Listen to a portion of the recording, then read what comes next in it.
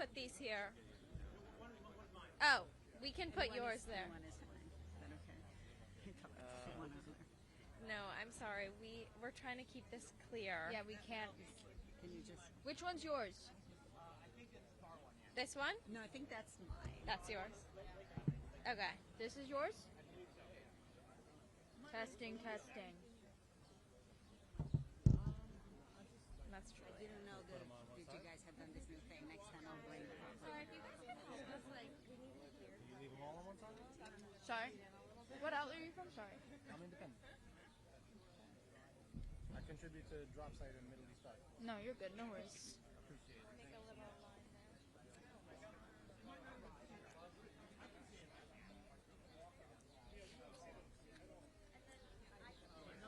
Can I do just one thing? Can I just, Penelope? Look what I'm going to do. Oh, Penelope, sorry. right there. Make sure that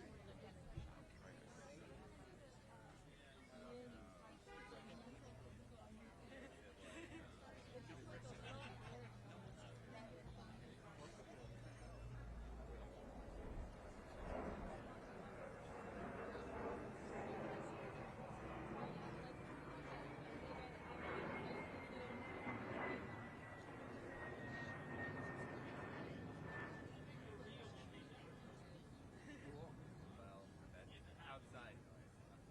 Yeah, I think the ruling if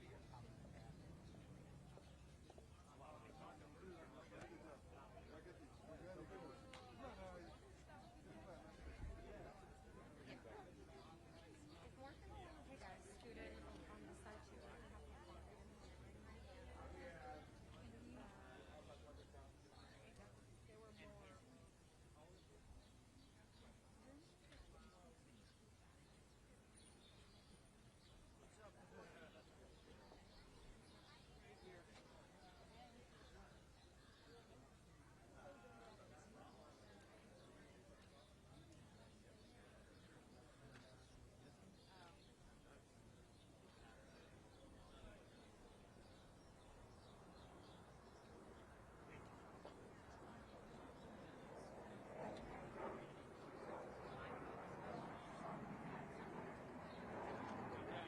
Hey guys, just as a reminder, when he's going to come out of these doors, he's going to deliver his remarks, and then he's going to go into services. There's not going to be Q&A today, and it's going to be just him speaking. Is his voice going to be amplified? Yes. Yes. Donald, It'll be loud. this doesn't like amplify his voice, right? This microphone? Will it amplify? Is there a speaker? Okay. No. So if you want to come into the middle section to be closer too. Courtney. Clear one side shot. Yes.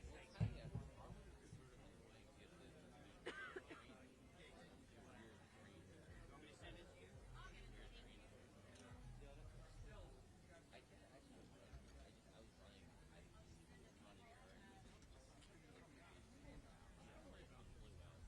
Yeah, let me know what you hear. Cloud.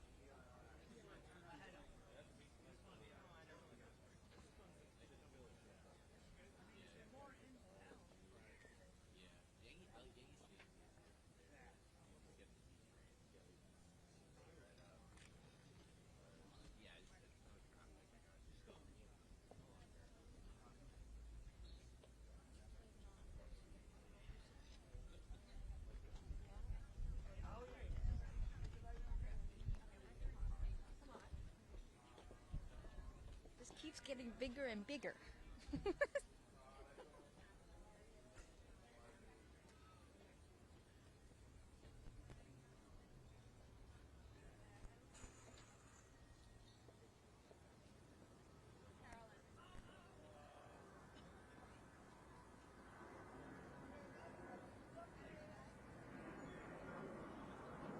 Carolyn.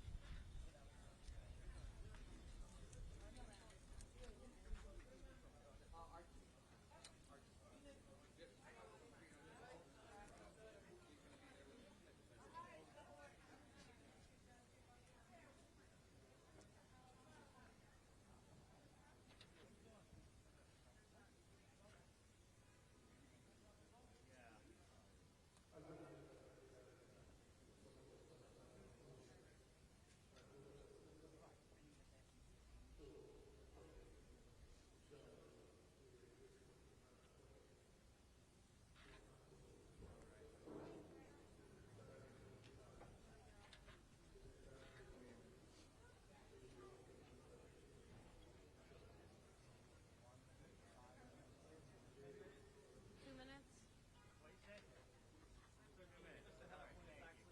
I will. I'll give you 2-minute warning. Hi. Oh, nice to meet you. How are you? Hi, sir.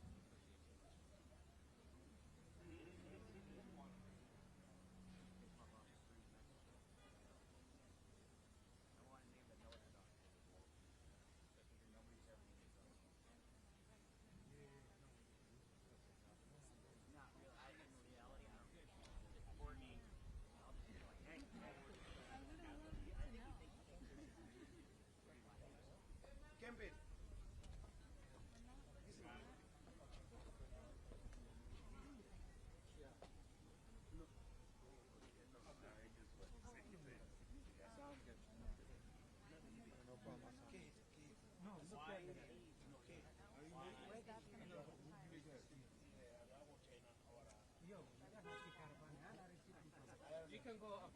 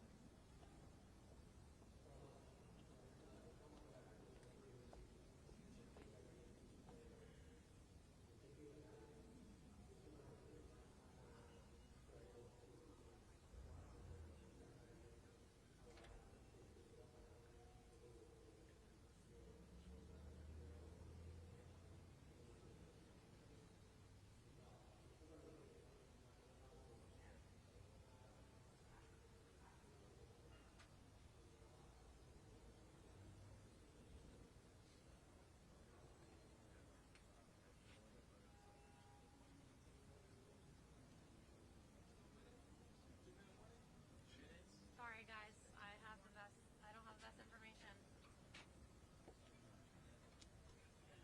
He's in there.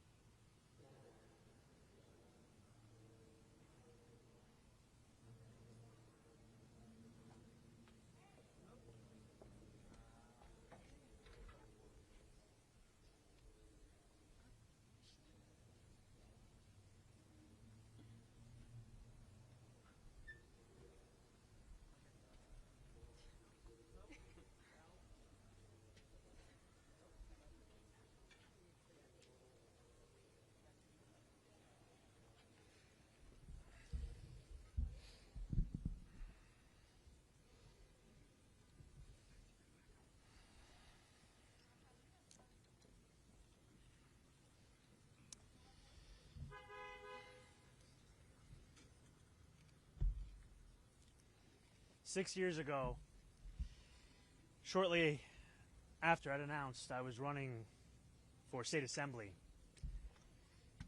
a well-meaning Muslim uncle pulled me aside. He smiled softly and looked at me with care.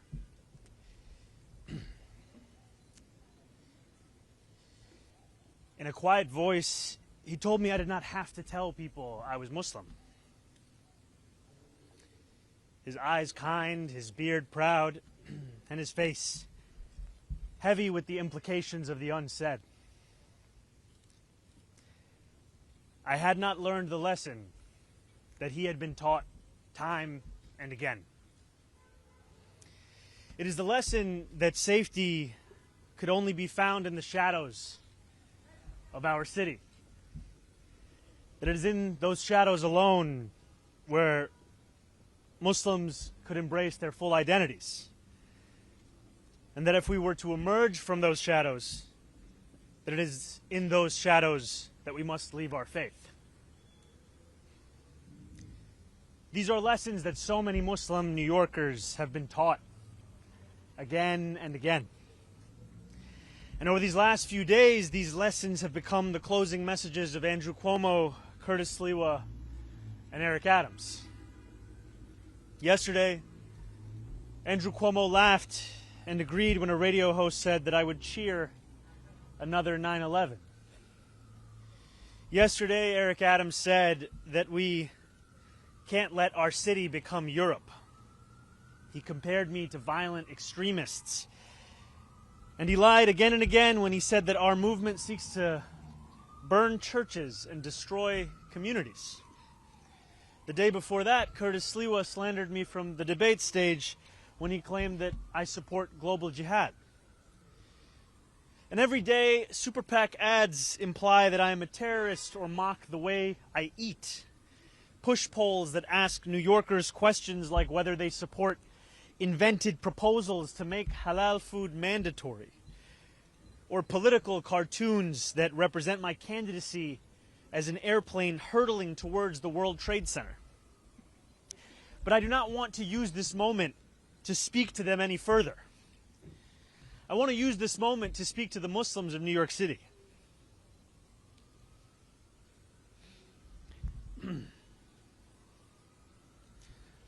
I want to speak to the memory of my aunt,